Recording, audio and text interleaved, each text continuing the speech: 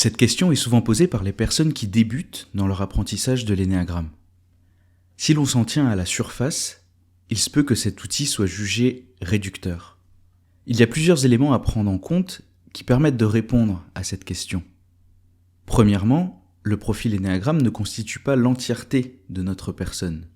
Le milieu socio-culturel d'où je viens, mon entourage, mon éducation, mon tempérament, mes conditionnements, mes attachements et enfin, ma personnalité me constituent. L'énéagramme est un outil qui permet de comprendre les aspects de motivation de ma personnalité et de ce fait, on voit bien qu'il ne sert qu'une partie de qui je suis. Donc sur ce point, déjà, il laisse place à bien des possibilités de différence entre nous et le reste de l'humanité. Deuxièmement, l'énéagramme est loin d'être constitué seulement de 9 personnalités, 9 types ou 9 profils. Dans l'apprentissage de cet outil, on passe en effet par l'explication de 9 possibilités principales de motivation, 9 dominantes de personnalité, mais c'est la partie visible de l'iceberg. Dès lors que l'on creuse un peu plus, nous allons voir des possibilités de combinaisons bien plus grandes qui affinent chacune des 9 bases et en bout de ligne agrandissent les probabilités. Et si on ajoute ces combinaisons les unes aux autres, on arrive à plusieurs centaines voire milliers de possibilités. Par exemple, si on ajoute l'étude des ailes, une des spécificités de l'outil qui s'adresse à chacun des types, on obtient déjà quelques possibilités de profils supplémentaires. Avec l'étude des sous-types, une autre spécificité de chacun des types, on arrive à encore plus de possibilités. Et avec l'étude des dominances de chacun des sous-types, on arrive à une multitude de possibilités. Mais ce n'est pas tout.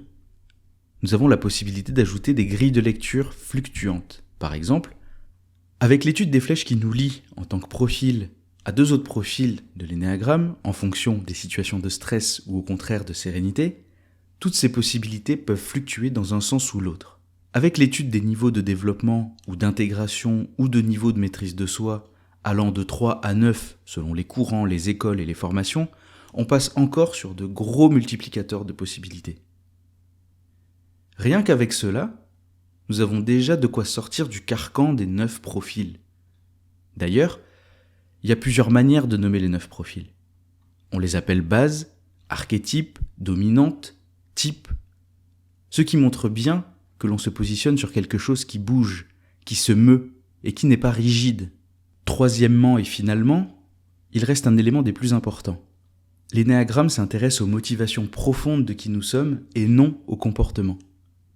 Par exemple, si le profil 3 est connu pour son rapport à la réussite, l'énéagramme ne statuera pas si l'on parle d'une compétition de patin à glace ou de devenir pilote de ligne. Si le profil 4 est connu pour son rapport à ce qui est beau, l'énéagramme ne statuera pas si l'on parle de beauté d'une pièce de musique baroque ou d'une finition d'une pièce de collection automobile. Enfin, si le 7 est connu pour son rapport au plaisir, l'énéagramme ne statuera pas si l'on parle de plaisir à faire un trail en haute montagne ou de parties de jeux vidéo.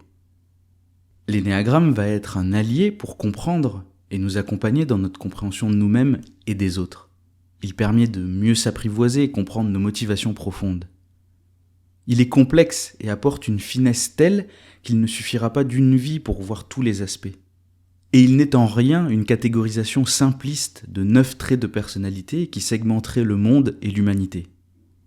Chacun de nous est et restera unique. Cela ne changera pas.